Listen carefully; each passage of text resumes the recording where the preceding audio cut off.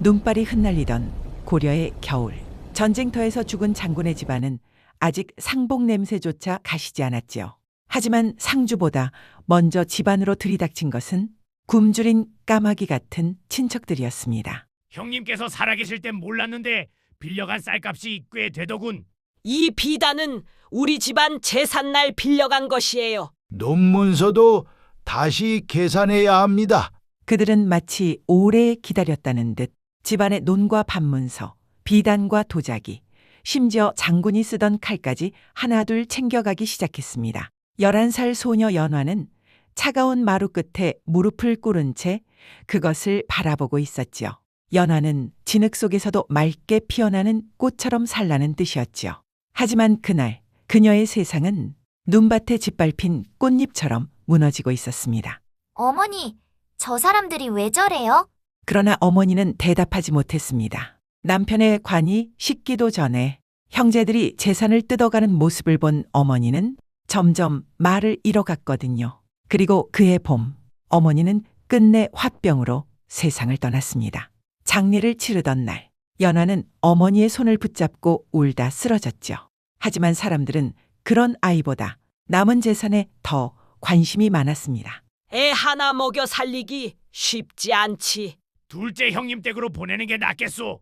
그 말 한마디로 장군의 딸이었던 연화의 운명은 결정되었습니다. 그날 이후였습니다. 연화는 둘째 숙부집에서 조카가 아니라 노비처럼 살아야 했습니다. 새벽이면 우물물을 길었고 밤이면 외양간 옆 작은 창고방에서 잠들었지요. 야, 천천히 움직이면 해지겠다. 장군 딸이면 뭐하냐? 이제 거지인데. 숙모는 연화가 있는 것이 못마땅했는지 사사건건 간섭하고 틈만 나면 내쫓으려 했고 사촌들은 그녀를 놀리고 괴롭혔습니다. 한겨울 밤 부뚜막에서 불을 지피던 연화는 문득 아버지의 말을 떠올렸습니다. 칼보다 무서운 건 사람의 욕심이다. 그땐 그 말뜻을 몰랐습니다. 하지만 지금은 알 것 같았지요. 전쟁터에서 아버지를 죽인 건 칼이었지만 남겨진 가족을 죽이는 건 사람들의 탐욕이라는 걸 말입니다. 그렇게 지옥 같은 세월이 흘렀습니다. 14이 된 연화는 이미 어른 여자보다 더 많은 일을 해내고 있었지요. 그녀의 손은 갈라지고 굳어 있었지만 눈빛만큼은 죽지 않았습니다. 왜냐하면 그녀는 밤마다 아버지가 남긴 낡은 일기장을 몰래 펼쳐보고 있었기 때문입니다. 그 일기장에는 단순한 전쟁 이야기만 적혀 있는 게 아니었습니다. 어느 산길로 군량이 지나가는지, 어느 강을 따라 상단이 움직이는지, 어떤 고을 사람들이 믿을 만한 지까지 빼곡히 적혀 있었지요. 또한 사람의 욕심을 경계하는 법과 세상을 살아갈 때 가져야 할 마음가짐까지 담겨 있었습니다. 그것은 장군이었던 아버지가 평생 세상을 떠돌며 몸으로 배운 기록이었습니다. 어릴 적 연화는 아버지 무릎 옆에 앉아 그 일기장을 들여다보는 걸 좋아했습니다. 길을 아는 자가 세상을 가진다. 아버지는 늘 그렇게 말하곤 했지요. 어느 날이었습니다. 숙부가 시장 심부름을 시켰지요. 쌀값 흥정 잘못하면 오늘 밥 없다. 연화는 무거운 짐을 안고 병난도로 향했습니다. 병난도는 고려에서 가장 큰 무역항이었습니다. 송나라 상단은 물론이고 멀리 대식국이라 불리던 서역 상인들까지 드나드는 곳이었지요. 항구엔 처음 맡아보는 향료 냄새가 가득했고 붉은 산호와 비단, 낯선 술병들이 산처럼 쌓여 있었습니다. 짙은 수염에 갈색 눈동자를 가진 서역 상인들이 거리를 오가는 모습도 보였지요. 연화는 그날 처음으로 느꼈습니다. 세상은 고려 마을 하나보다 훨씬 크다는 것을요. 그때였습니다. 붉은 비단 옷을 입은 송나라 상인 몇 명이 연화 앞에 멈춰 섰습니다. 아가씨, 처음 들어보는 부드러운 말투였습니다. 이곳을 떠나고 싶지 않소? 연화는 걸음을 멈췄습니다. 상인의 뒤로는 처음 보는 세상이 펼쳐져 있었죠. 향신료 냄새, 붉은 비단, 서역 상인들, 황금빛 장신구들. 그것은 연화가 평생 보지 못했던 세계였습니다. 강남에 가면 누구든 큰 돈을 벌 수 있어. 강남은 송나라에서 가장 화려한 땅. 강물 위에 수천 개의 등불이 떠다니고 밤에도 장사가 끊이지 않는 부유한 도시들이 모여 있는 곳이었죠. 똑똑한 사람은 신분 없이도 살아남을 수 있다오. 그 말에 연화의 심장이 세차게 뛰었습니다. 그 순간 처음으로 그녀는 생각했습니다. 나도 이 지옥을 떠날 수 있을까? 그날 밤 연화는 작은 보따리 하나를 품에 안고 조용히 고려를 떠났습니다. 차가운 바닷바람이 옷깃을 파고들었지요. 멀어지는 고려의 불빛을 바라보며 연화는 마지막으로 속삭였습니다. 아버지, 어머니, 이번엔 정말 행복해지고 싶어요. 연화는 작은 보따리를 품에 안은 채 낯선 상인들의 뒤를 따라 배에 올랐습니다. 발걸음은 떨렸지만 가슴 한구석은 이상하게 뜨거웠습니다. 강남은 고려와 다르오. 송나라 상인이 부드럽게 말했습니다. 머리 좋은 사람은 신분 없이도 큰 돈을 벌 수 있지. 그 말에 연화는 자신도 모르게 숨을 삼켰습니다. 배는 해가 뜨기도 전에 출항했습니다. 짙은 안개 속에서 벽난도의 불빛이 점점 멀어졌지요. 연화는 마지막으로 고려 땅을 바라보았습니다. 아버지의 무덤도 어머니의 목소리도 모두 저 바다 건너 어둠 속으로 사라지고 있었습니다. 그녀는 품속 보따리를 더 세게 끌어안았습니다. 그 안에는 아버지가 남긴 낡은 일기장 들어 있었죠. 처음 이틀 동안 상인들은 친절했습니다. 따뜻한 죽도 주었고 강남 이야기까지 들려주었죠. 이만에는 밤에도 불이 꺼지지 않는 거리가 있어. 인도 상인들은 황금보다 비싼 향료를 가져오지. 돈만 있으면 뭐든 될 수 있다오. 연하는 그 이야기를 들으며 처음 보는 세상을 상상했습니다. 나도 저런 사람이 될 수 있을까? 하지만 사흘째 밤부터 배 안 분위기가 달라지기 시작했습니다. 배 밑칸 문이 잠겼고 사내들의 얼굴도 거칠어졌죠. 그리고 그날 밤 잠에서 깬 연화는 우연히 갑판 근처에서 상인들의 대화를 듣게 됩니다. 이번 물건들은 상태가 좋아. 고려 계집들은 귀족들이 좋아하지. 특히 어린 것들은 값이 잘 나가지. 순간 연화의 심장이 철렁 내려앉았습니다. 물건? 값? 그 순간 다른 사내가 낮게 웃으며 말했습니다. 도망 못 치게 잘 묶어둬. 지난번처럼 바다에 뛰어들면 귀찮아진다. 연화는 입을 틀어막았습니다. 온몸의 피가 차갑게 식어갔죠. 그제야 깨달았습니다. 그녀는 상인이 되러 가는 게 아니었습니다. 사람에게 팔려가는 것이었습니다. 그날 밤 배 밑칸에서는 흐느끼는 소리가 끊이지 않았습니다. 누군가는 어머니를 찾았고 누군가는 살려달라 울었습니다. 하지만 바다는 너무 넓었고 배는 이미 고려에서 너무 멀어져 있었죠. 연화는 떨리는 손으로 보따리를 끌어안았습니다. 그리고 처음으로 후회했습니다. 차라리 고려에서 맞아 죽는 편이 나았을지도 모른다고.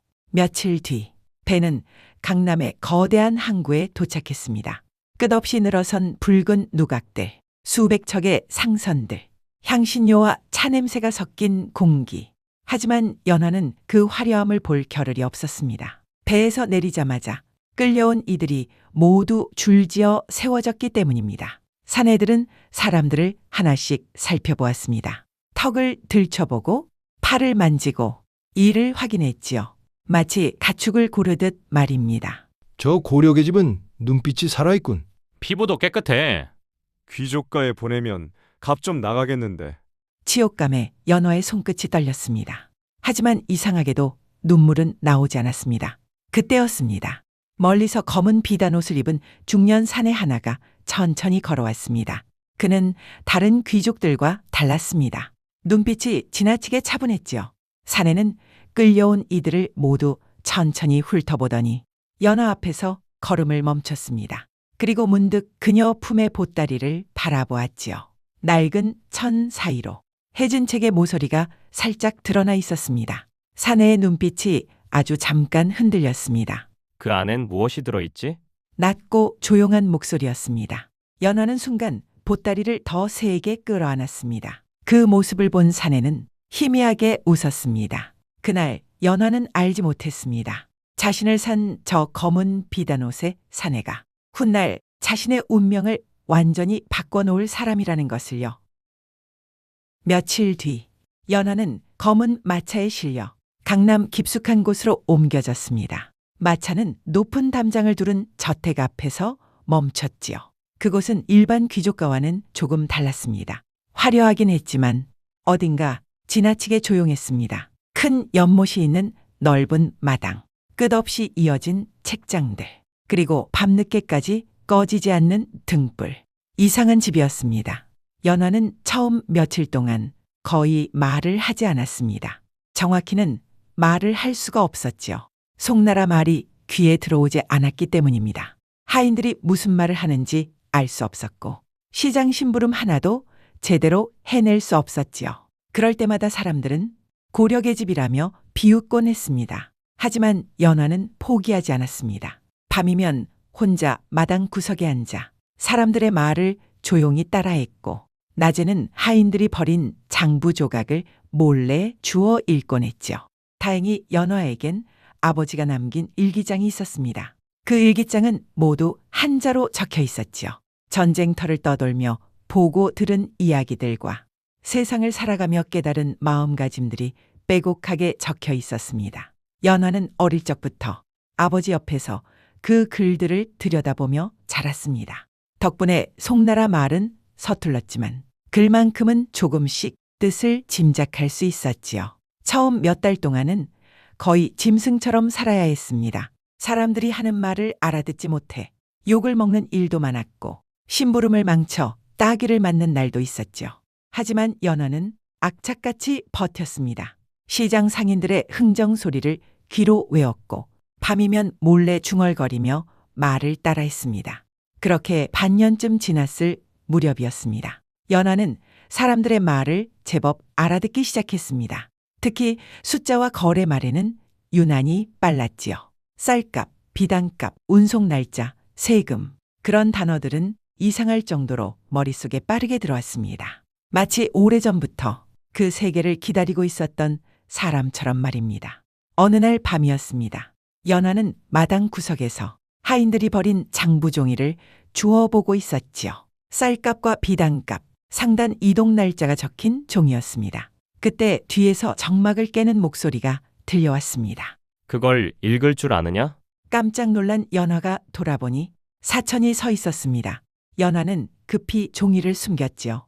죄송합니다. 서툰 송나라 말이었습니다. 그러나 사천은 화를 내지 않았습니다. 오히려 흥미롭다는 듯 그녀를 바라보았지요. 송나라 말을 꽤 빨리 배우는군. 연화는 잠시 머뭇거리다가 대답했습니다. 아버지의 일기장이 도움이 됐습니다. 사천은 눈을 가늘게 떴습니다. 일기장? 연화는 조심스럽게 품속에 낡은 책을 꺼냈습니다. 사천은 책장을 천천히 넘겨보았습니다. 전쟁터에서 겪은 이야기들, 사람을 보는 법, 그리고 세상을 살아가는 마음가짐. 그는 아주 잠깐 말을 잃었지요. 이건 단순한 장군의 기록이 아니었습니다. 세상을 살아남기 위해 몸으로 익힌 지혜들이었습니다. 사천은 다시 연화를 바라보았습니다. 노비로 팔려온 고려 소녀. 하지만 눈빛은 전혀 달랐습니다. 무엇이 보였지? 사천이 장부를 가리키며 묻자 연화는 조심스럽게 입을 열었습니다. 비단값이 오르기 전에 쌀을 먼저 모으는 것 같습니다. 순간 사천의 눈빛이 달라졌습니다. 왜 그렇게 생각했지? 연화는 떨리는 손으로 종이를 가리켰습니다. 장부에 적힌 배 날짜가 같습니다. 쌀을 실은 배가 먼저 움직이면 사람들이 비단을 사지 못하니까요. 말을 끝낸 연화는 고개를 숙였습니다. 괜한 말을 했다고 생각했지요. 하지만 한동안 아무 말도 없던 사천이 천천히 웃음을 흘렸습니다. 아주 오랜만이라는 듯한 웃음이었습니다. 재밌군. 그날 이후였습니다. 사천은 조금씩 연화를 시험하기 시작했습니다. 어떤 날은 지도 한 장을 던져주고 물건을 가져오라는 심부름을 시키고 어떤 날은 복잡한 물품들의 장부를 정리하게 했습니다. 그리고 놀랍게도 연화는 그것들을 빠르게 익혀갔습니다. 더 놀라운 건 따로 있었습니다. 어느 날 밤 술에 취한 하인 하나가 연화를 거칠게 안으려고 한 적이 있었죠. 순간 연화의 몸이 반사적으로 움직였습니다. 그녀는 손목을 비틀어 사내를 바닥에 넘어뜨렸습니다. 짧고 정확한 움직임이었지요. 마당이 조용해졌습니다. 바닥에 넘어진 하인도 그걸 본 사람들도 놀라긴 마찬가지였습니다. 그때 뒤쪽에서 익숙한 목소리가 들려왔습니다. 장군의 딸이었군. 사천이었습니다. 연화는 숨을 멈췄습니다. 사천은 천천히 그녀 앞으로 걸어왔지요. 바닥에 넘어진 하인과 아직 떨림이 가시지 않은 연화의 손끝을 번갈아 보았습니다. 눈빛이 예사롭지 않다고 생각했다. 그는 낮은 목소리로 물었습니다. 어릴 적 아버지께 배운 것이냐? 연화는 잠시 대답하지 못했습니다. 잊고 싶어도 잊을 수 없는 이름이 가슴 깊은 곳에서 천천히 떠올랐습니다. 척준경, 고려에서 가장 무서운 칼이라 불렸던 사내, 그리고 연화의 아버지였습니다. 그날 밤, 사천은 처음으로 연화에게 따뜻한 차 한 잔을 내어주었습니다. 이제 훈련도 숨어서 하지 말거라. 사천은 새벽마당 한쪽에서 살아남기 위해 몸을 단련하는 연화를 이미 보았던 것입니다. 그리고 조용히 물었죠. 고려로 돌아가고 싶으냐? 순간 연화의 손끝이 떨렸습니다. 돌아가고 싶었습니다. 하지만 돌아가 봐야 기다리는 건 다시 지옥 같은 삶뿐이었지요. 한참 침묵하던 연화는 작게 입을 열었습니다. 돈을 벌고 싶습니다.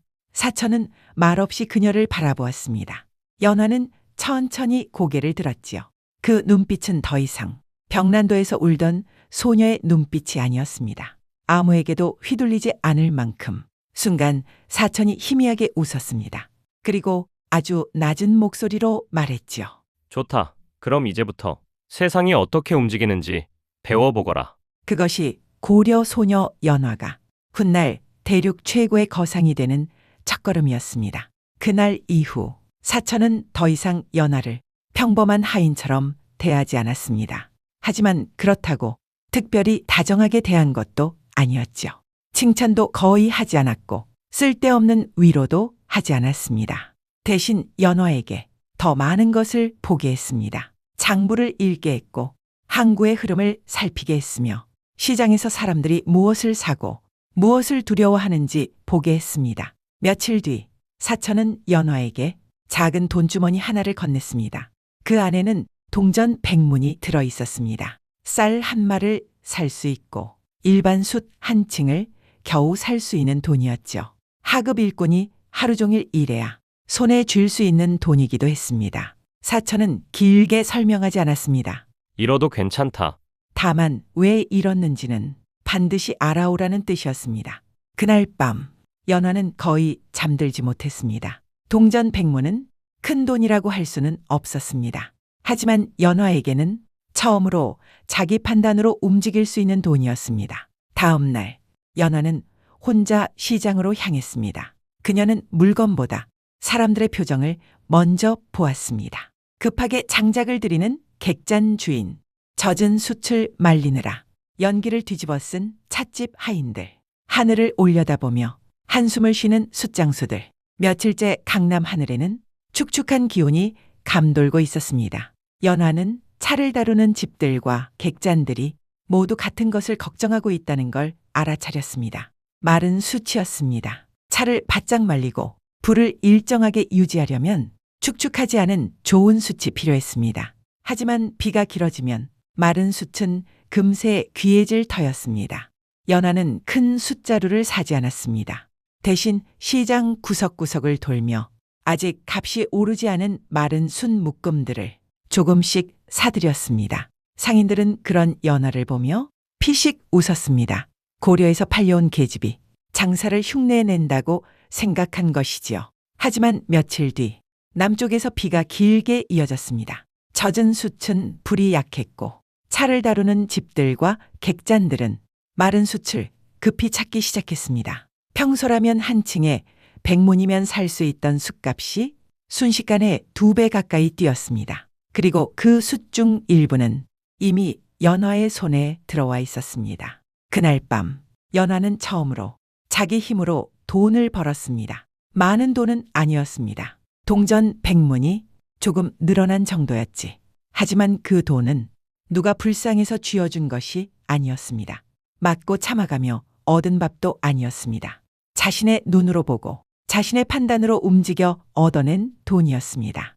연화는 한참 동안 손안의 동전을 바라보았습니다. 그리고 조금 알 것 같았습니다. 왜 사람들이 돈 때문에 서로를 속이고 왜 돈 때문에 사람을 팔고 왜 돈이 사람의 눈빛까지 바꾸는지를 말입니다. 그날 이후 연하는 돈을 단순한 동전으로 보지 않게 되었습니다. 돈은 길이었고 칼이었고 때로는 사람 목숨을 움직이는 힘이었습니다. 첫 거래 이후 사천의 집안 사람들은 연하를 보는 눈이 조금씩 달라졌습니다. 물론 여전히 대부분은 그녀를 고려에서 팔려온 계집 정도로 여겼습니다. 하지만 최소한 쓸모있는 사람이라는 시선은 생기고 있었지요. 그럴수록 연하는 더 조용해졌습니다. 사람은 쓸모가 생기는 순간부터 위험해진다는 것을 이미 알고 있었기 때문입니다. 어느 날 밤 사천의 집에 낯선 손님들이 찾아왔습니다. 비단 옷을 입고 있었지만 분위기는 일반 상인들과 달랐습니다. 말수는 적었고 눈빛은 차가웠지요. 그날 사천은 연화에게 직접 차를 들고 들어오게 했습니다. 방 안에는 낮은 목소리와 함께 주판을 튕기는 소리가 잔잔하게 울리고 있었습니다. 탁자 위에는 장부와 함께 작은 나무 패들이 놓여 있었습니다. 처음엔 물건 거래인 줄 알았습니다. 하지만 연화는 곧 이상한 것을 느꼈습니다. 장부에 적힌 숫자들이 비단이나 차의 수량이 아니었습니다. 나이, 출신, 값, 그리고 도착 날짜. 연화의 손끝이 아주 미세하게 굳었습니다. 탁자 위에 올라가 있는 것은 물건값이 아니었습니다. 사람값이었습니다. 방 안 사람들은 너무도 태연했습니다. 쌀값이나 차값을 말하듯 사람의 값을 말하고 있었죠. 그 순간 연화는 깨달았습니다. 자신 역시 한때 저 숫자 중 하나였다는 것을요. 그날 밤 연화는 쉽게 잠들지 못했습니다. 돈이 무서운 것이 아니었습니다. 돈에 익숙해지는 자신이 무서웠습니다. 사천은 그런 연화에게 세상은 원래 사람까지 값으로 매긴다고 말했습니다. 중요한 것은 팔리는 쪽이 될지 값을 정하는 쪽이 될지 라는 것이었습니다. 그 말은 너무 차가웠지만 틀린 말은 아니었습니다. 고려에서도 그랬고 송나라에서도 그랬습니다. 세상은 처음부터 사람에게 값을 매기고 있었습니다. 그날 이후 연화는 더 깊이 생각하게 되었습니다. 돈을 가져야만 다시는 팔리지 않을 수 있는 것인지 아니면 돈을 가졌을 때조차 사람을 잃지 않아야 하는 것인지 그 답은 아직 알 수 없었습니다. 그리고 얼마 뒤 사천은 연화를 불렀습니다. 그는 낡은 항로지도 하나를 펼쳐놓고 연화에게 말했습니다. 장부만으로는 진짜 세상을 배울 수 없다고. 방 안에서 숫자만 들여다보아서는 사람이 왜 움직이는지 끝내 알 수 없다는 것이었습니다. 사천은 칠구라는 사내를 말했습니다. 말은 거칠지만 바다 위에서는 사람을 버리지 않는 상인. 그렇게 연화는 처음으로 칠구의 상단을 따라 항구로 향하게 되었습니다. 강남 항구는 거대했습니다. 수백 척의 배가 강줄기를 따라 늘어서 있었고 부두마다 짐 나르는 사람들의 목소리가 끊이지 않았습니다. 향신료 냄새와 젖은 나무 냄새, 바닷바람이 뒤섞인 공기가 폐 깊숙이 밀려들었습니다. 그곳은 단순한 항구가 아니었습니다. 수많은 나라와 사람들이 모여드는 또 하나의 세상이었습니다. 칠구의 상단 사람들은 거칠었습니다. 말도 험했고 웃음소리도 컸습니다. 하지만 위험한 순간에는 서로를 먼저 챙겼습니다. 한 선원이 짐을 옮기다 발목을 다쳤을 때도 사람들은 잠시 술렁였습니다. 배가 늦어지면 모두 손해였기 때문입니다. 그때 칠구가 걸음을 멈추었습니다. 그는 직접 천을 찢어 선원의 발목을 묶어주었습니다. 그리고 다시 사람들을 움직였습니다. 연화는 그 모습을 오래 바라보았습니다. 사람값을 말하던 상인들과는 전혀 다른 모습이었습니다. 그날 밤 연화는 상단 사람들과 함께 식사를 했습니다. 선원들은 거칠었지만 서로의 밥그릇을 챙겼고 누군가는 고향에 두고 온 아이 이야기를 했고 누군가는 언젠가 자기 배를 갖고 싶다고 말했습니다. 연화는 조용히 그 이야기를 들었습니다. 그제야 조금 알 것 같았습니다. 상단을 움직이는 것은 돈만이 아니었습니다. 함께 살아남으려는 사람들, 약속을 지키려는 마음, 먼 길 끝에서 다시 만나고 싶은 인연, 그런 것들도 상단을 움직이는 힘이었습니다. 칠구의 상단을 따라다니며 연화는 조금씩 사람을 믿고 싶어졌습니다. 그러던 어느 날 북쪽으로 올라가는 차 상단과 작은 거래가 있었습니다. 그 자리에서 연화는 부드럽고 친절한 한 사내를 만났습니다. 그는 연화를 사람처럼 대해주었습니다. 고려에서 왔다는 말을 듣고도 비웃지 않았고 천천히 고려나라 말을 섞어가며 이야기해 주었습니다. 연화는 오랜만에 누군가의 친절을 믿어보고 싶어졌습니다. 하지만 며칠 뒤 칠구의 상단 창고 하나가 털려버렸습니다. 차 상자와 약재 일부가 감쪽같이 사라진 것입니다. 얼마 지나지 않아 범인이 밝혀졌습니다. 객잔에서 만났던 그 친절한 사내였습니다. 그는 처음부터 여러 상단을 떠돌며 거래 정보를 빼내던 사람이었습니다. 연화의 손끝이 차갑게 굳었습니다. 처음 믿어보고 싶었던 마음이 함께 무너지는 것 같았습니다. 상단 사람들 사이에도 의심이 번지기 시작했습니다. 누군가는 내부에서 정보를 흘린 것이 아니냐고 했고 누군가는 거래를 멈춰야 한다고 했습니다. 그때 칠구는 조용히 말했습니다. 손해보다 무서운 것은 사람 사이의 믿음이 끊어지는 것이다. 돈은 다시 벌 수 있지만 등을 맡길 사람을 잃으면 상단은 그걸로 끝이다. 연화는 그 말을 오래 마음에 담았습니다. 늦은 밤, 연화는 혼자 부두 끝에 앉아 젖은 강물을 바라보고 있었습니다.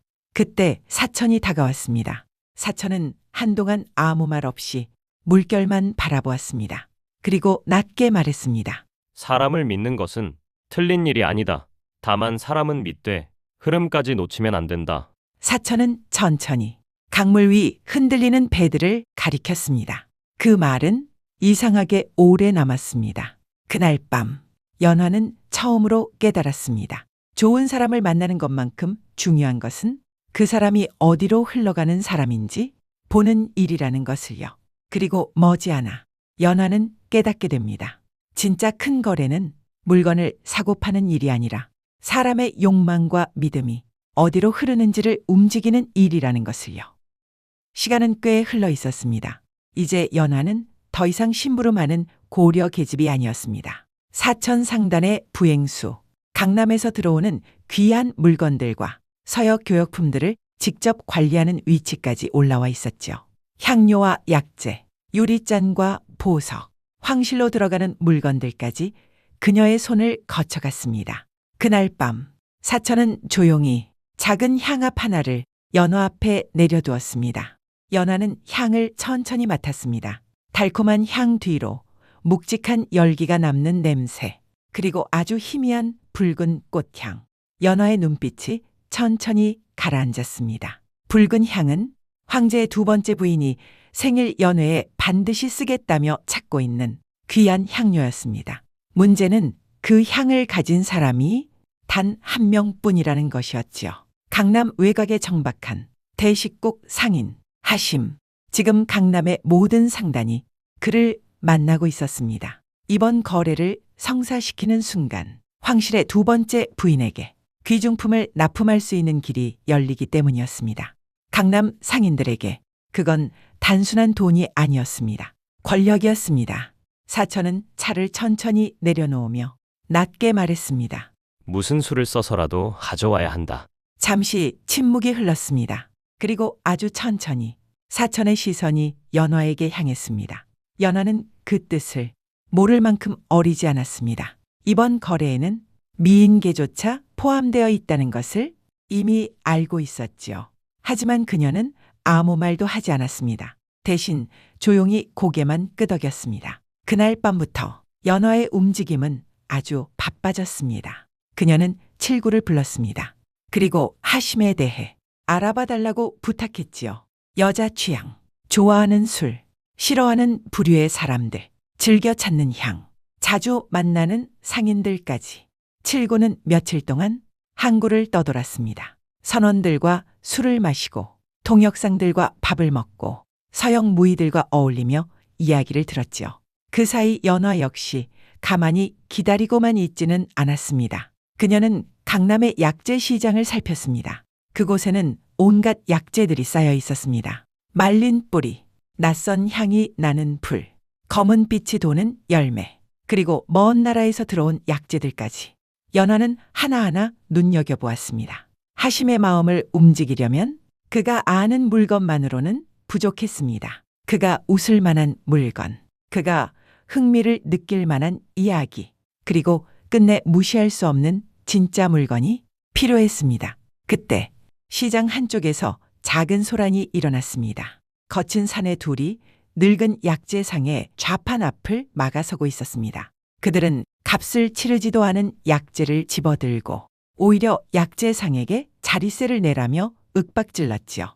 약재상은 두 손을 모은 채 고개만 숙이고 있었습니다. 사람들은 보고도 쉽게 나서지 못했습니다. 연하는 잠시 걸음을 멈추었습니다. 그때 사내 하나가 좌판 위에 약재 상자를 발로 걷어차려 했습니다. 바로 그 순간 연하가 조용히 앞으로 나섰습니다. 그녀는 큰 소리를 내지 않았습니다. 사내의 발이 상자에 닿기 직전 한 걸음 안으로 파고들어 발목의 균형을 살짝 꺾었을 뿐입니다. 동작은 짧았고 소리는 거의 나지 않았습니다. 하지만 사내는 그대로 중심을 잃고 좌판 옆 진흙 바닥에 무릎을 꿇었습니다. 다른 사내가 손을 뻗었지만 연하는 이미 반걸음 옆으로 비켜서 있었습니다. 그의 손목은 허공을 가르고 몸은 스스로 앞으로 쏠렸지요. 연하는 그 힘을 거스르지 않고 가볍게 흘려보냈습니다. 잠시 뒤 두 사내는 약재상 앞에서 어설프게 자세를 잃은 채 굳어 있었습니다. 연하는 그들을 쳐다보지 않았습니다. 그저 바닥에 떨어진 약재 상자를 바로 세우고 조용히 약재상 앞에 놓았습니다. 큰 싸움은 아니었습니다. 하지만 시장 사람들은 알 수 있었습니다. 방금 전의 움직임이 우연이 아니라는 것을요. 그날 늙은 약재상은 연화에게 몇 가지 귀한 약재의 이름을 알려주었습니다. 몸을 덮이는 약재, 기운을 돋우는 약재, 그리고 남자들이 허세를 부릴 때마다 찾는 약재들. 연화는 그 이야기를 하나하나 마음에 담았습니다. 그 약재들은 하심의 마음을 여는 첫 미끼가 될 수 있었습니다. 그리고 며칠 뒤 칠구는 피식 웃으며 말했습니다. 하심은 겉보기에는 색을 밝히는 인간 같지만 실제로는 사람을 굉장히 까다롭게 고르는 자였습니다. 값싼 향과 시끄러운 인간들을 싫어했고 새롭고 희귀한 것들에 약했습니다. 특히 자신이 모르는 이야기를 하는 사람에게 쉽게 흥미를 느낀다고 했지요. 그날 밤 늦게까지 연화의 방에는 등불이 꺼지지 않았습니다. 그녀는 향과 약재 기록들을 다시 펼쳐보았습니다. 그리고 아주 세밀하게 계획을 짰지요. 하심의 취향에 맞춰 옷을 골랐고 머리 모양과 장신구까지 하나하나 바꾸었습니다. 지나치게 화려하지 않지만 눈길은 남게, 쉽게 보이지 않지만 계속 생각나게. 그것이 연화가 계산한 방식이었습니다. 그리고 그녀는 4개의 물건을 준비했습니다. 육종용, 음양곽, 부추, 그리고 마지막으로 백년은 좋게 되어 보이는 고려 인삼. 첫 3가지는 하심의 취향을 흔들 미끼였고 마지막 하나는 거래를 움직일 진짜 물건이었습니다. 다음 날 저녁, 칠구의 배가 안개 사이를 천천히 지나기 시작했습니다. 멀리 붉은 깃발 하나가 물안개 너머로 모습을 드러냈지요. 하심의 배였습니다. 배 위에 오르자 짙은 술 냄새와 향 냄새가 함께 밀려왔습니다. 서역 무희들은 얇고 화려한 옷을 입고 있었고 갑판 위에는 값비싼 유리병과 향료 상자들이 흐트러짐 없이 정리되어 있었습니다. 사람은 어수선했지만 배는 놀라울 만큼 깔끔했습니다. 그리고 가장 안쪽 자리, 검은 수염의 사내 하나가 비스듬히 기대앉아 있었습니다. 하심이었습니다. 그는 연화를 본 순간 아주 천천히 웃었습니다. 사천이 드디어 내 취향을 배운 모양이군. 주변 무희들이 웃음을 터뜨렸습니다. 하심은 직접 술잔을 따라 연화 앞에 내밀었습니다. 연화는 조용히 잔을 받았습니다. 익숙한 술향이 올라와 그녀는 미묘한 표정을 지은 채 천천히 한 모금 머금은 뒤 잔을 가볍게 돌려보았습니다. 그리고 아무렇지 않게 입을 열었습니다. 페르시아 남쪽에서 오는 술이냐고. 순간 하심의 눈썹이 아주 미세하게 움직였습니다. 잠시 뒤 그는 피식 웃더니 손가락을 튕겼습니다. 뒤편에 있던 검붉은 유리병 하나가 조심스럽게 옮겨졌죠. 병이 열리자 짙은 포도향과 묵직한 나무향이 천천히 퍼졌습니다. 하심은 은근히 자랑하듯 말했습니다. 페르시아 쉬라즈에서 오는 술이며 매년 300병만 따로 담아 보내온다고. 연하는 술잔을 들고 향을 오래 맡았습니다. 그리고 아주 천천히 한 모금 더 마셨지요. 잠시 뒤 연하가 조용히 하심에 귀에 속삭이듯 말을 했습니다. 숙성이 꽤 잘 되었는데요. 햇빛이 강했던 해에 만든 술 같아요. 하심이 신기하다듯 가벼운 미소를 지었습니다. 연하는 술잔을 천천히 돌려보며 말을 이었습니다. 오래 숙성된 술인데 투명한 병에 담아두면 맛이 쉽게 변한다고. 그녀의 시선이 검붉은 유리병으로 향했습니다. 순간 주변 웃음소리가 잠시 멈추었습니다. 하심은 술잔을 든 채 연하를 바라보았지요. 잠시 뒤 그가 피식 웃었습니다. 이번에는 사람을 비웃는 웃음이 아니었습니다. 흥미로운 물건을 발견한 상인의 얼굴에 가까웠지요. 잠시 뒤 연하는 준비해온 나무함을 열었습니다. 첫 번째는 육종용이었습니다. 사막에서 자라는 귀한 약재. 왕실에서도 정력을 강화하는 보약으로 쓰이는 물건이라는 설명에 하심의 눈빛이 조금 달라졌습니다. 두 번째는 음양곽이었습니다. 숫 염소가 이 풀을 먹고 미친 듯 쉬지 않고 교미했다는 이야기에 주변 무희들이 웃음을 터뜨렸고 하심 역시 크게 웃었지요. 그리고 마지막 작은 꾸러미, 부추였습니다. 하심은 순간 인상을 찌푸렸습니다. 설마 풀까지 먹으라는 건 아니겠지? 연하는 태연하게 웃었습니다. 송나라 남자들은 그 풀 먹고 밤새 살아난다고. 순간 배 안웃음 소리가 더 커졌습니다.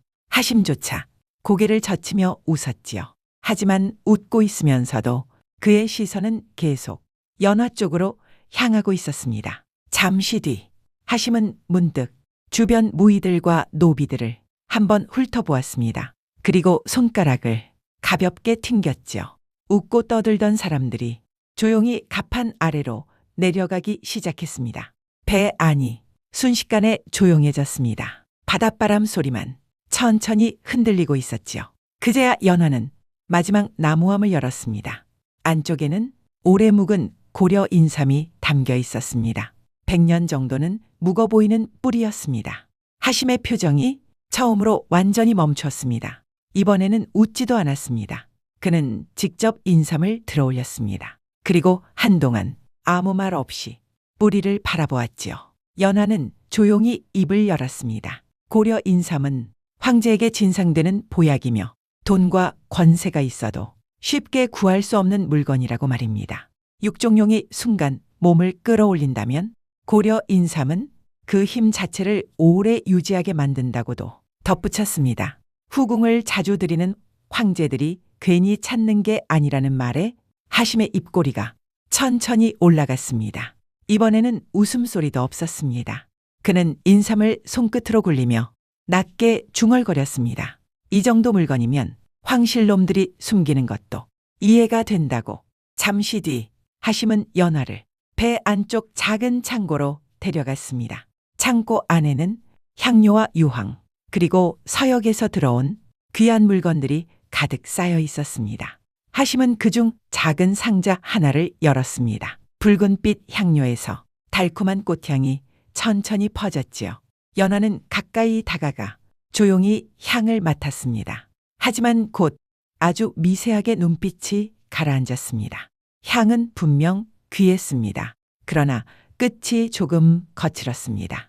달콤한 꽃향 뒤에 탄내처럼 마른 냄새가 남았고 향이 오래 머물지 못한 채 금세 흩어지고 있었습니다.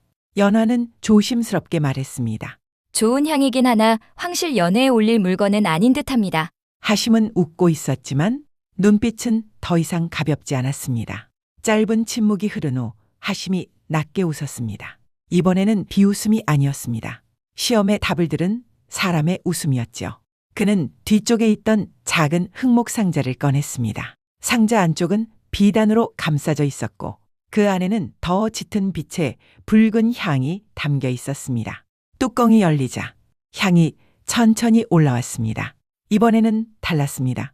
꽃향은 더 깊었고 뒤에 남는 열기는 부드러웠습니다. 금세 흩어지지 않고 창고 안에 조용히 내려앉았죠. 연하는 아무 말 없이 그 향을 오래 맡았습니다. 하심은 그런 연하를 바라보며 처음으로 무시하는 표정을 거두었습니다. 이제 그는 알 수 있었습니다. 눈앞의 여자가 향을 장식품으로 보는 사람이 아니라 물건의 등급과 쓰임을 가려낼 줄 아는 사람이라는 것을요. 하심은 붉은 향 상자를 손끝으로 두드리며 조용히 말했습니다. 고려 인삼 이야기는 소문으로 알고 있었고 황실에서도 몰래 찾는 물건이라는 소문 역시 알고 있다고 말입니다. 그리고 천천히 연하를 바라보았지요. 정말 이것을 지속적으로 공급할 수 있느냐는 뜻이었습니다. 연하는 망설임 없이 고개를 들었습니다. 시간에 여유를 준다면 고려 인삼을 꼭 받게 해주겠다고 말하고 대신 사천 상단 역시 서역 향료와 유황을 안정적으로 받아야 한다고 말했지요. 잠시 침묵이 흘렀습니다. 하심은 웃고 있었지만 쉽게 대답하지 않았습니다. 겉보기에는 색을 밝히는 인간 같았지만 실제로는 굉장히 신중한 상인이었던 것입니다. 그는 결국 붉은 향을 넘기지 않았습니다. 대신 고려 인삼만 남겨두고 가라고 말했지요. 직접 먹어보고 사람들을 통해 효능과 시세, 황실 진상 여부까지 확인해 보겠다는 뜻이었습니다. 그날 밤 칠구의 배가 강남으로 돌아오는 동안 누구도 쉽게 입을 열지 못했습니다. 겉으로 보기엔 실패한 거래처럼 보였기 때문이었죠. 하지만 연하는 알고 있었습니다. 하심의 눈빛이 마지막에 완전히 달라졌다는 것을. 그리고 며칠 뒤 사천 상단 앞으로 붉은 함 하나가 도착했습니다. 안쪽에는 붉은 향 일부가 담겨 있었습니다. 그리고 짧은 글 한 줄. 오늘 밤 식사 자리에서 나머지를 주겠다는 뜻이었습니다. 연하는 붉은 향을 가만히 바라보다 아주 작게 웃었습니다. 연하는 붉은 향을 가만히 바라보다 아주 작게 웃었습니다. 거래는 아직 끝난 게 아니었습니다. 하지만 하심이 말한 저녁 식사 자리라는 것이 단순히 물건의 값을 정하는 자리가 아니라는 것도 연하는 알고 있었습니다. 붉은 향은 가까워졌지만 그만큼 위험한 밤도 함께 다가오고 있었습니다. 이제부터는 물건이 아니라 사람의 마음을 더 조심스럽게 다뤄야 했습니다. 붉은 향이 도착한 뒤부터 사천 상단의 분위기는 조금 달라졌습니다. 그 귀한 향 일부가 정말 하심의 손에서 나왔다는 사실만으로도 사람들의 눈빛이 바뀌기 시작했지요. 이제는 황실 거래를 움직이는 사람이 되어가고 있었으니까요. 하지만 연화의 표정은 조용했습니다. 오히려 그녀는 더 신중해졌습니다. 왜냐하면 진짜 거래는 아직 끝난 것이 아니었기 때문입니다. 하심이 보낸 붉은 향은 일부뿐이었습니다. 나머지는 오늘 밤 식사 자리에서 넘기겠다는 뜻. 그리고 연화는 알고 있었습니다. 그 식사가 단순한 저녁 자리가 아니라는 것을요. 해질 무렵까지 연화는 거울 앞에 오래 앉아 있었습니다. 이번에는 지난번보다 조금 더 부드러운 옷을 골랐습니다. 목선이 은은하게 드러나는 짙은 비단옷. 그녀는 이미 각오를 끝낸 상태였습니다. 경우에 따라서는 하심이 자신을 원할 수도 있다는 것, 그리고 그조차도 거래의 일부가 될 수 있다는 것도 알고 있었지요. 하지만 연화는 스스로 다짐했습니다. 오늘 거래의 중심은 어디까지나 최고급의 붉은 향을 얻는 것. 사람이 아니라 가치로 움직이는 거래. 그것이 오래 살아남는 방식이라는 걸 그녀는 이미 배우고 있었습니다. 잠시 뒤 연화는 하심의 배로 향했습니다. 하심의 배는 오늘따라 유난히 조용했습니다. 시끄럽던 음악도 무희들의 웃음소리도 거의 들리지 않았지요. 갑판 위에는 붉은 융단과 낮은 식탁 하나만 놓여 있었습니다. 하심은 혼자 술잔을 기울이고 있었습니다. 그는 연화를 보자 천천히 웃었습니다. 오늘은 처음부터 무희들도 곁에 두지 않았습니다. 하심은 직접 의자를 빼주며 연화를 앉게 했죠. 식탁 위에는 서역 음식들과 향이 강한 고기, 그리고 검붉은 술이 조용히 놓여 있었습니다. 잠시 동안 두 사람은 조용히 식사를 이어갔습니다. 하심은 중간중간 서역 이야기를 꺼냈습니다. 사막을 건너던 대상단 이야기, 향료가 금보다 귀했던 도시 이야기, 그리고 황금보다 소금이 귀했던 남쪽 항구 이야기까지. 연화 역시 자연스럽게 말을 이어갔죠. 송나라 문인들이 어떤 차를 좋아하는지, 서역으로 물건을 팔러 갔던 얘기, 황실 안쪽에서는 어떤 물건들이 몰래 오가는지까지. 이야기가 이어질수록 두 사람 사이의 공기가 조금씩 달라지고 있었습니다. 처음의 어색함과 경계심은 서서히 사라지고 서로를 알아가는 느낌에 가까웠죠. 하심은 술잔을 기울이며 연화를 바라보았습니다. 처음 봤을 때는 그저 예쁜 여자 하나 보낸 줄 알았다고. 그런데 이야기할수록 점점 더 욕심이 난다고 말입니다. 연화는 대답 대신 조용히 술잔만 내려놓았습니다. 하심은 천천히 몸을 연화 쪽으로 기울였습니다.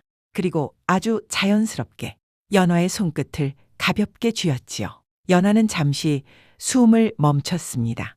하심의 눈빛은 이미 욕망을 숨기지 않고 있었습니다. 그녀 역시 알고 있었죠. 지금 이 분위기라면 남자가 원하는 방향으로 흘러가는 것도 이상하지 않다는 것을. 하지만 바로 그 순간 연화는 하심의 손을 부드럽게 감싸며 아주 작게 웃었습니다. 그리고 천천히 입을 열었죠. 평범한 걸 좋아하지 않는다고 들었습니다. 하심의 입꼬리가 아주 천천히 올라갔습니다. 연화는 시선을 피하지 않았습니다. 사람도 물건도 마찬가지겠죠. 잠시 침묵이 흘렀습니다. 하심은 웃고 있었지만 눈빛은 점점 깊어지고 있었습니다. 연화는 손을 빼지 않았습니다. 대신 아주 천천히 말을 이었습니다. 귀한 물건은 함부로 대하지 않습니다. 가치를 알아보는 사람 곁에 오래 두는 거지요. 순간 하심의 눈빛이 아주 미세하게 흔들렸습니다. 그는 여자를 좋아하는 사람이었습니다. 하지만 동시에 희귀한 물건과 사람을 수집하듯 곁에 두는 사람이기도 했지요. 연화는 바로 그 점을 노리고 있었습니다. 하심은 피식 웃더니 몸을 뒤로 기댔습니다. 그 순간 연화는 알 수 있었습니다. 하심이 단순히 자신을 탐하는 게 아니라 점점 더 가지고 싶어 하고 있다는 것을. 하지만 동시에 지금 이 상황 자체가 시험일 수도 있다는 것을 예상했지요. 쉽게 넘어오는 여자라면 하심은 금방 질렸을 겁니다. 그는 여자도 많았으니까요. 그 대신 하심이 원했던 건 쉽게 가질 수 없는 사람이었습니다. 잠시 뒤 하심은 붉은 향이 담긴 상자를 직접 가져왔습니다. 이번에는 지난번보다 훨씬 많은 양이 담겨 있었죠. 묵직한 꽃향이 천천히 퍼졌습니다. 하심은 상자를 연화 쪽으로 밀었습니다. 약속했던 나머지였습니다. 드디어 거래가 성사된 것이었지요. 하지만 하심은 상자를 넘긴 뒤에도 시선을 거두지 않았습니다. 그는 천천히 연화를 바라보며 낮게 말했습니다. 고려 인삼거래는 앞으로도 계속 이어가고 싶다고. 그리고 다음에는 거래 때문이 아니라 그냥 술 한잔 하러 오라고 말입니다. 연화는 잠시 그를 바라보다가 조용히 웃었습니다. 그리고 자리에서 천천히 일어났죠. 배를 내려가기 직전 하심이 마지막으로 그녀의 손목을 아주 가볍게 붙잡았습니다. 연화는 잠시 그를 바라보았습니다. 그리고 천천히 몸을 가까이 기울였지요. 하심의 눈빛이 흔들리는 순간 연화는 그의 이마에 아주 짧게 입을 맞췄습니다. 하지만 이상하게 오래 남는 느낌이었지요. 그리고 아주 작은 목소리로 말했습니다. 당신은 좋은 사람 같군요. 다음에 또 뵙겠습니다. 연화는 그대로 몸을 돌려 배 아래로 내려갔습니다. 하심은 한동안 아무 말 없이 그녀의 뒷모습만 바라보고 있었죠. 바닷바람 사이로 붉은 등이 천천히 흔들리고 있었습니다. 그리고 그 순간 하심은 처음으로 깨닫고 있었습니다. 누군가를 좋아한다는 것이 얼마나 행복한 것인지요. 그날 밤 연화가 붉은 향을 들고 사천 상단으로 돌아왔을 때 사천은 한동안 말없이 향안만 바라보았습니다. 황실로 향하는 문이 드디어 열린 것이었습니다. 하지만 연화는 알고 있었습니다. 이번 거래의 진짜 수확은 붉은 향이 아니라 하심이라는 거대한 거래선과 인연이 되었다는 것. 그것이 앞으로 자신을 진짜 거상의 세계로 끌고 갈 시작이라는 것을 말입니다. 붉은 향 거래가 끝난 뒤에도 연화는 쉬지 않았습니다. 하심은 붉은 향을 넘겼고 대신 고려 인삼을 지속적으로 받기로 약속한 상태였습니다. 하지만 연화는 알고 있었습니다. 강남에서 떠도는 인삼만으로는 하심 같은 사람을 오래 만족시킬 수 없다는 것을요. 진짜 물건은 결국 직접 사람을 만나야 나왔습니다. 그날 밤 연화는 사천 앞에 조용히 앉았습니다. 그리고 담담하게 말했지요. 고려에 다녀오겠습니다. 사천은 한동안 말이 없었습니다. 예전보다 기침이 잦아진 그였지만 눈빛만큼은 여전히 날카로웠습니다. 그는 연화를 바라보다 낮게 물었습니다. 인삼 때문만은 아니구나. 연화는 조용히 고개를 들었습니다. 그렇습니다. 그녀는 인삼 하나만 보고 있지 않았습니다. 세상은 늘 더 먼 곳에 귀한 것을 원했습니다. 서역의 향료, 대식국의 귀한 물건들, 송나라 비단. 그렇다면 고려에도 분명 있었습니다. 아직 세상이 제대로 알아보지 못한 것들. 며칠 뒤 연화는 칠구와 함께 고려로 향하는 배에 올랐습니다. 그리고 병난도에 도착한 뒤 가장 먼저 고려 상단들을 찾아갔죠. 병난도 객주거리에는 고려와 송나라를 오가는 상인들이 모여 있었습니다. 연화는 그곳에서 오래된 고려 상단 행수 하나를 소개받았습니다. 사람들은 그를 최행수라 불렀습니다. 젊을 때는 직접 말을 타고 전국을 돌아다녔고 지금은 고려 장인들과 상인들을 이어주는 역할을 하고 있는 사람이었죠. 그는 단순히 물건만 사고 파는 사람이 아니었습니다. 어느 산 10만이가 사람을 쉽게 믿지 않는지, 강진 어느 가마의 비색이 가장 안정적인지, 개경 공전청에서 누가 가장 손기술이 좋은지까지 모두 알고 있었습니다. 며칠 동안 술잔을 나누며 이야기를 듣던 연화는 점점 깨닫고 있었습니다. 고려에서 가장 귀한 건 단순한 물건이 아니라 그 물건을 만드는 사람이라는 것을요. 그날 밤 최행수는 객주 바닥에 고려 지도를 펼쳤습니다. 병난도에서 개경, 개경에서 강진, 그리고 다시 산중 10만이 마을까지 말을 갈아타며 움직여도 보름 가까이 걸리는 길이었지요. 칠구는 지도를 내려다보다 피식 웃었습니다. 이건 장사꾼 동선이 아니라 관군 전령 동선인데? 최행수 역시 헛웃음을 지었습니다. 욕심 부리면 다 놓칩니다. 결국 연화는 최행수의 인맥을 통해 가장 중요한 사람들을 만나기로 했습니다. 그리고 다음 날부터 본격적인 여정이 시작되었죠. 가장 먼저 향한 곳은 산 아래 작은 객주였습니다. 그곳은 10만이들과 거래하는 중간 상인들이 머무는 장소였죠. 객주 안은 말린 약초 냄새로 가득했습니다. 벽에는 산에서 캐온 약초가 줄줄이 걸려 있었고 바닥에는 버섯 꾸러미들이 수북하게 쌓여 있었습니다. 최행수는 작은 목함 하나를 열어 보여주었습니다. 안에는 오래 묵은 산삼 한 뿌리가 들어 있었습니다. 연화는 곧바로 값을 묻지 않았습니다. 대신 산삼을 손에 든 채 뇌두가 튼튼한지, 주름은 몇 겹이나 되는지, 뿌리가 질기고 쉽게 부러지지 않는지, 향은 얼마나 오래 남는지까지 천천히 확인했습니다. 그 모습을 본 10만이 출신 상인들이 슬쩍 눈빛을 바꾸기 시작했습니다. 연화는 단순히 비싸게 되팔 물건을 찾는 사람이 아니었던 것입니다. 그날 밤 최행수는 10만이 영감 이야기를 꺼냈습니다. 며느리를 두 창으로 잃은 뒤 외지인을 거의 믿지 않게 되었다고, 특히 몸 약한 손자를 끔찍하게 아낀다고 말입니다.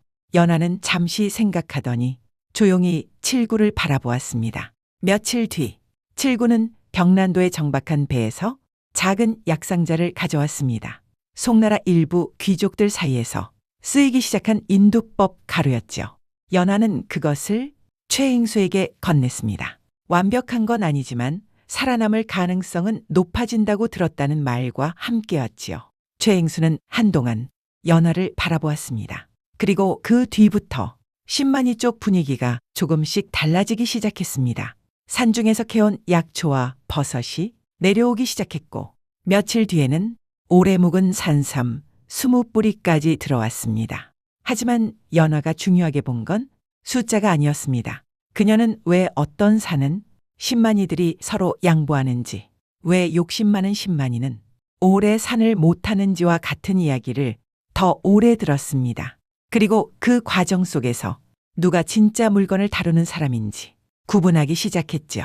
다음 날, 이번에는 강진 가마 사람들이 올라왔습니다. 청자 서너 점을 가지고 왔습니다. 천으로 몇 겹이나 감싸져 있었죠. 그는 자리에 앉자마자 손부터 씻었습니다. 그리고 아주 천천히 천을 풀었습니다. 연화는 그 모습을 가만히 바라보고 있었습니다. 마치 아이를 다루듯 조심스러운 손길. 그걸 보는 순간 그녀는 이미 절반쯤 마음이 움직이고 있었지요. 청자가 모습을 드러내자 객주한 공기가 잠시 조용해졌습니다. 푸른 빛인데도 차갑지 않았고 맑은데도 가볍지 않았습니다. 연화는 청자를 손에 들고 빛 아래 돌려보았습니다. 그리고 조용히 물었습니다. 왜 같은 흙인데도 해마다 색이 달라지는지, 왜 어떤 날은 평생 한 번 나올까 말까 한 비색이 살아나는지 말입니다. 처음엔 말이 적던 장인도 어느 순간부터는 자기가 평생 붙잡고 살아온 흙과 색 이야기를 멈추지 못하게 되었지요. 최행수는 옆에서 조용히 웃고 있었습니다. 보통 상인들은 가격부터 흥정했는데 연화는 계속 왜 이런 물건이 나오는지를 묻고 있었으니까요. 그날 밤이 끝날 무렵 장인은 결국 100여 점을 최행수에게 맡겼습니다. 송나라에 가져가 정말 알아보는 사람이 있는지 보고 싶다는 말과 함께였죠. 마지막은 개경 공전청 사람들이었습니다. 왕실 나전칠기를 만드는 장인들은 쉽게 사람을 만나주지 않았습니다. 특히 외국 상인은 더더욱 경계했지요. 하지만 최행수의 인맥 덕분에 재료를 납품하는 상인을 통해 작은 술자리가 만들어졌습니다. 방 안은 옷 냄새로 가득했습니다. 장인들의 손은 옷독으로 붉게 갈라져 있었고 눈은 흐릿하게 충혈되어 있었지요. 한 장인이 자개 조각 하나를 들어 보였습니다. 손톱보다도 작은 조각이었습니다. 그는 그것을 빛에 비춰보며 좋은 자개는 바닷빛이 안쪽에서부터 살아난다고 설명했습니다. 연화는 완성된 자개함보다 장인들이 어떻게 조각을 고르고 어떤 빛을 남기려 하는지 더 오래 물어보았습니다. 그녀는 점점 깨닫고 있었습니다. 좋은 물건은 단순히 비싼 게 아니었습니다. 만든 사람이 얼마나 미쳐 있었는지, 얼마나 시간을 갈아 넣었는지가 결국 남는 것이었지요. 그날 밤 술자리는 새벽까지 이어졌습니다. 그리고 돌아가는 길, 최행수는 문득 연화를 바라보며 작게 웃으며 얘기했습니다. 처음엔 그저 송나라에서 성공한 고려 출신 상인인 줄 알았는데 지금 보니 사람을 모으는 법을 아는 사람 같소. 연화는 조용히 웃으며 밤바다를 바라보았습니다. 배 안에는 고려 인삼과 청자, 나전칠기가 실려 있었습니다. 하지만 그녀는 알고 있었습니다. 진짜 얻은 건 물건이 아니라 사람들과 신뢰라는 것을요. 그리고 그런 연결이야말로 앞으로 사천상단을 진짜 거상으로 만들 힘이라는 것도 말입니다. 다음 날 칠구의 배는 다시 강남으로 향했습니다. 이번에는 팔려가는 배도 아니었고 고려의 물건과 그 물건을 만든 사람들의 약속을 싣고 바다를 건너는 배였습니다. 연화는 갑판 위에 서서 멀어지는 고려의 항구를 바라보았습니다. 품 안에는 아버지의 낡은 일기장이 있었습니다. 그리고 배 아래에는 고려 인삼과 청자, 나전칠기가 조용히 실려 있었습니다. 처음 병난도를 떠나던 날, 그녀는 작은 보따리 하나밖에 가진 것이 없었습니다. 하지만 이제는 달랐습니다. 그녀의 손에는 물건보다 더 귀한 것이 있었습니다. 사람들의 신뢰, 그리고 다시 이어질 길. 연화는 바닷바람을 맞으며 조용히 눈을 감았습니다. 이번 여정에서 그녀가 가져가는 것은 고려의 물건만이 아니었습니다. 고려의 사람들, 그들의 시간, 그리고 아직 세상이 알아보지 못한 고려의 이름이었습니다.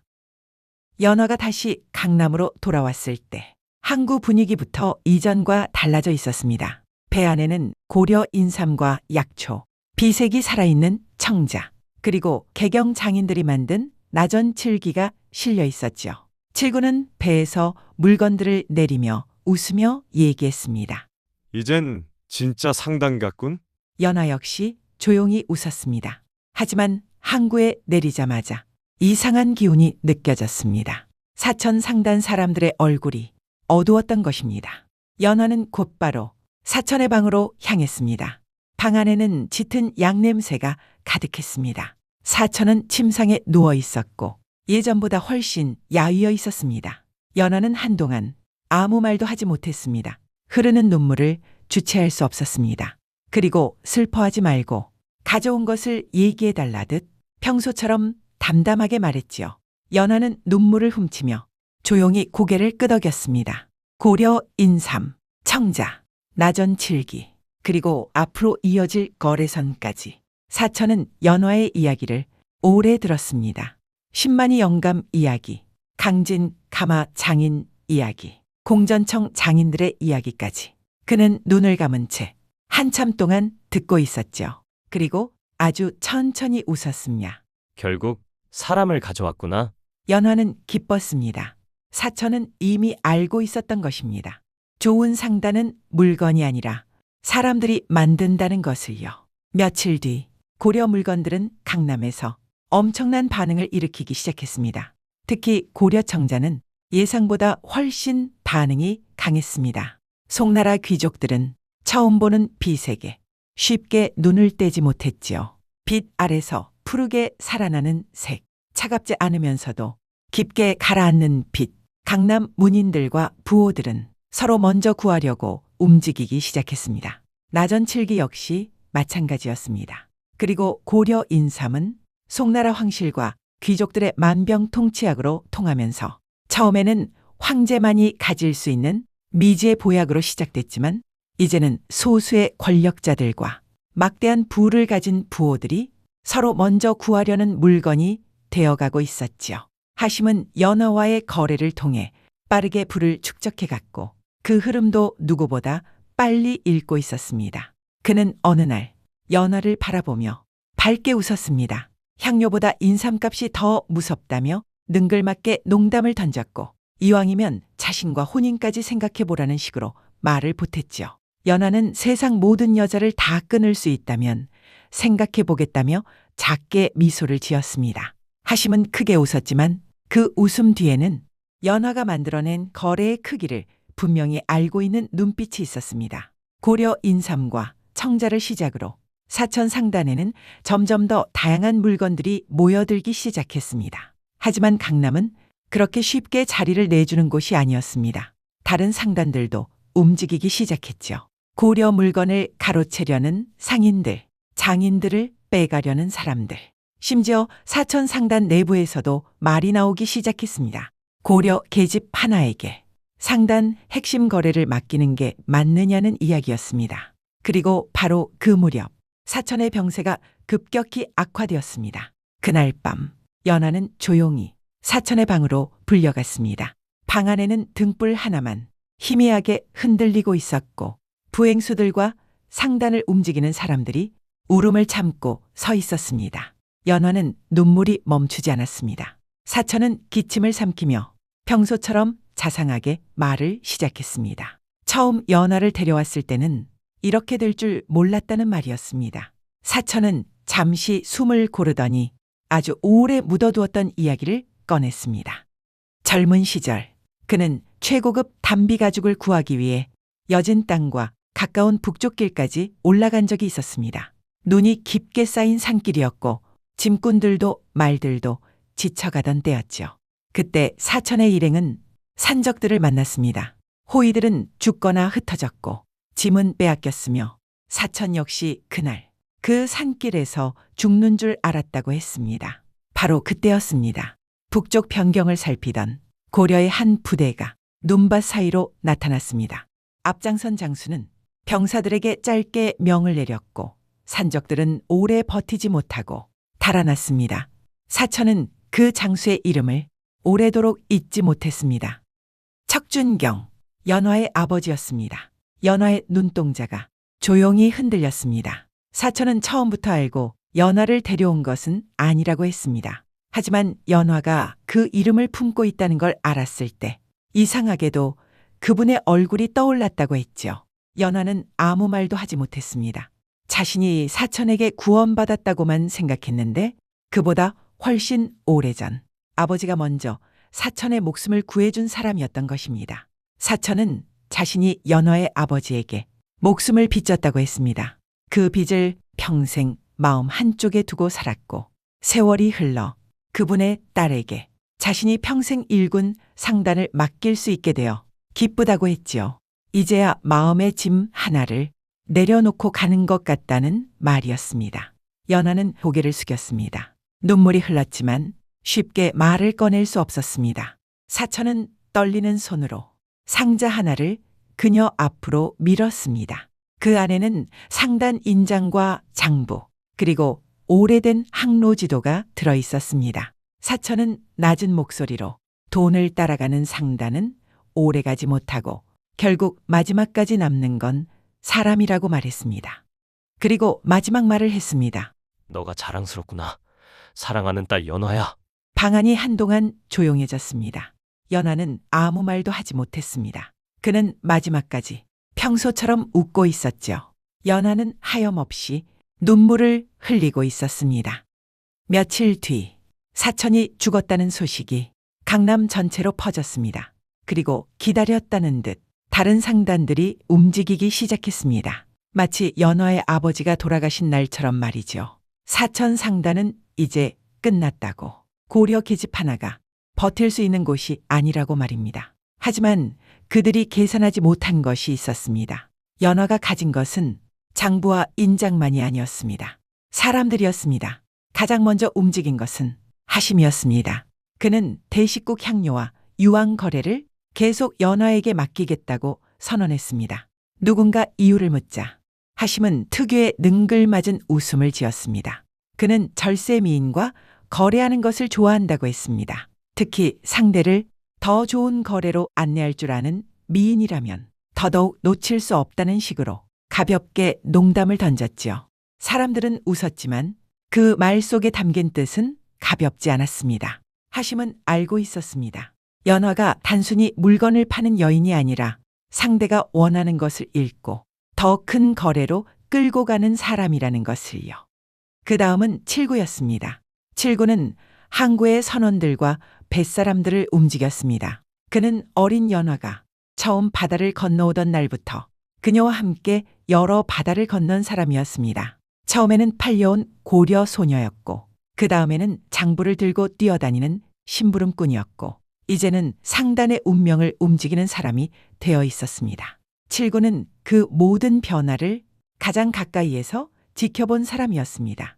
그래서 칠구가 손짓하자 항구의 배들은 하나둘 연화 쪽으로 방향을 틀기 시작했습니다. 고려에서는 최행수가 움직였습니다.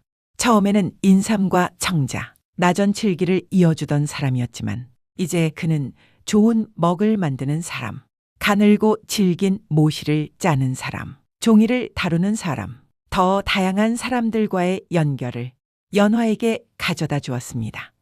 그러던 어느 날 일본 하카타에서 온 송나라 출신 중개인이 연화를 찾아왔습니다. 사람들은 그를 슈코진이라 불렀습니다. 그는 일본 규슈에 정착해 일본 상인들과 송나라 상인들 사이에서 물건을 이어주는 중개인에 가까웠죠. 처음 슈코진은 연화를 시험하듯 말했습니다. 일본에서는 도자기와 향료를 귀하게 여기지만 그만큼 값을 깎으려는 사람도 많다고 했죠. 연화는 가격을 얘기하지 않았습니다. 대신 하심에게서 받은 향료 목록과 강남에서 확보한 도자기 목록을 펼쳤습니다. 그리고 말했습니다. 일본에 넘길 물건은 많이 보내는 것이 중요한 게 아니라 누가 먼저 쓰게 하느냐가 중요하다고 말입니다. 귀한 집안과 큰 절에 먼저 들어가면 그 뒤에는 상인들이 알아서 값을 올릴 것이라고 했지요. 슈코지는 그 말에 한동안 연화를 바라보았습니다. 그는 그때 처음 알았습니다. 눈앞의 여인은 물건을 파는 사람이 아니라 흐름을 만드는 사람이라는 것을요. 그 뒤로 슈코지는 연화 상단과 함께 일본 항구의 거래를 키워갔습니다. 강남의 도자기와 향료가 하카타로 건너갔고 일본에서는 황금과 모피 그리고 칼이 들어왔습니다. 송나라의 부유한 귀족들과 장수들은 일본에서 건너온 칼을 예술품이자 호신용 명품으로 여겼습니다. 단순한 무기가 아니라 부와 안목을 보여주는 물건처럼 높은 값에 거래되었죠. 그 거래를 발판으로 슈코진 역시 점점 더 큰 상인이 되어갔습니다. 칠구는 바닷길을 맡았고 슈코진은 일본 쪽 사람들을 맡았습니다. 연화는 두 사람 사이에서 장부와 사람의 마음을 함께 살폈습니다. 그 무렵 하심의 상단은 또 다른 바닷길을 열어주었습니다. 점성국과 이어지는 길이었습니다. 사천 상단은 평소에도 점성국 쪽으로 도자기와 비단을 보냈고 그곳에서는 침향과 콧불-솥불, 남쪽 바다의 귀한 물건들이 들어오곤 했습니다. 처음에는 향과 사치품을 위한 거래였습니다. 하지만 어느 해 강남 일대에 큰 가뭄이 들었습니다. 노는 갈라졌고 강물은 줄었으며 백성들은 쌀값이 오르는 것을 두려운 눈으로 바라보았습니다. 그때 조정에서는 가뭄에 강한 벼종자를 서둘러 들여오라는 명이 내려졌습니다. 황제의 특명이었습니다. 많은 상단들이 망설였습니다. 향료와 보석은 이익이 컸지만 벼종자는 무겁고 손이 많이 가고 잘못하면 손해가 컸기 때문입니다. 하지만 연화는 달랐습니다. 그녀는 하심을 불렀고 칠구에게 배를 준비하게 했습니다. 그리고 점성국과 거래하던 사람들에게 서신을 보냈습니다. 이번에는 향이 아니라 사람을 살리는 물건을 가져와야 한다고 말입니다. 칠구는 거친 바다를 건넜고 하심은 남쪽 항구에 상인들을 움직였습니다. 연화는 강남의 장부를 열어 어느 창고에 먼저 벼종자를 풀어야 하는지 어느 지역으로 배를 보내야 하는지 밤새 계산했습니다. 며칠 뒤 점성국에서 온 배들이 강남 항구에 닿았습니다. 배 안에는 향료보다 귀한 것이 실려 있었습니다. 가뭄에도 버틴다는 벼종자였습니다. 그날 강남 항구에는 이상한 침묵이 흘렀습니다. 상인들은 처음으로 사천 상단을 다르게 보았습니다. 돈이 되는 물건만 움직이는 상단이 아니라 사람이 살아야 장사도 이어진다는 것을 아는 상단. 그것이 연화가 만들고 있는 상단이었습니다. 그 일 이후 연화의 이름은 강남 항구를 넘어 더 먼 바다까지 퍼지기 시작했습니다. 고려에서는 최행수가 사람을 모았고 일본에서는 슈코진이 항구를 열었습니다. 대식국에서는 하심이 서역 상인들을 데려왔으며 점성국에서는 벼종자와 침향을 실은 배가 들어왔습니다. 칠구는 그 모든 바닷길을 하나하나 몸으로 확인했습니다. 그리고 연화는 그 사람들을 서로 이어주었습니다. 그녀가 믿은 것은 물건 하나의 값이 아니었습니다. 사람과 사람 사이에 생긴 신뢰였습니다. 그 신뢰가 모이자 상단은 더 이상 한 사람의 장사가 아니게 되었습니다. 고려의 장인, 강남의 상인, 대식국의 향료상, 일본의 중개인, 점성국의 선주, 그리고 바다를 건너는 뱃사람들까지 모두가 연화라는 이름 아래 조금씩 연결되기 시작했습니다. 어느 날부터 사람들은 자연스럽게 말했습니다. 사천 상단이 아니라 연화 상단이라고. 그리고 그 말은 누구도 쉽게 부정할 수 없었습니다. 연화가 움직이면 고려의 물건이 강남으로 들어왔고 연화가 서신을 보내면 일본의 황금과 모피 그리고 칼이 바다를 건넜습니다. 연화가 하심과 마주 앉으면 서역의 향료가 흘러들었고 연화가 칠구를 부르면 점성국의 벼종자가 굶주린 백성들을 향해 실려왔습니다. 붉은 노을이 강남 항구를 물들이던 어느 저녁 연화는 항구 위 누각에 홀로 서 있었습니다. 수십 척의 배들이 바람을 따라 천천히 흔들리고 있었습니다. 고려에서 온 배, 일본으로 향하는 배, 대식국 상인들의 배, 점성국에서 돌아온 배, 그리고 아직 이름도 낯선 먼 나라의 배들까지 각기 다른 깃발들이 하나의 항구에서 함께 흔들리고 있었습니다. 멀리서 하심이 웃으며 말했습니다. 결국 고려를 시작으로 세상을 연결해버렸군. 칠구는 말없이 다음 항로를 확인하고 있었고 최행수는 새로 도착한 물건들을 살피고 있었습니다. 슈코지는 일본으로 보낼 물건 목록을 들고 연화를 기다리고 있었지요. 연화는 그 모든 모습을 조용히 바라보았습니다. 처음엔 살아남기 위해 버텼습니다. 하지만 지금은 달랐습니다. 그녀는 더 이상 누군가에게 팔려가던 소녀가 아니었습니다. 사람과 사람을 잇고 나라와 나라를 잇고 욕망과 필요를 읽어 새로운 장사를 만들어내는 사람이 되어 있었습니다. 세상은 넓었고 사람들은 언제나 새로운 것을 원했습니다. 그리고 연화는 그 거대한 흐름 가장 앞에서 새로운 장사의 문을 열고 있었습니다. 노비로 팔려갔던 고려 소녀. 사람들은 훗날 그녀를 바다 너머의 세상을 연결하는 거상이라 불렀습니다.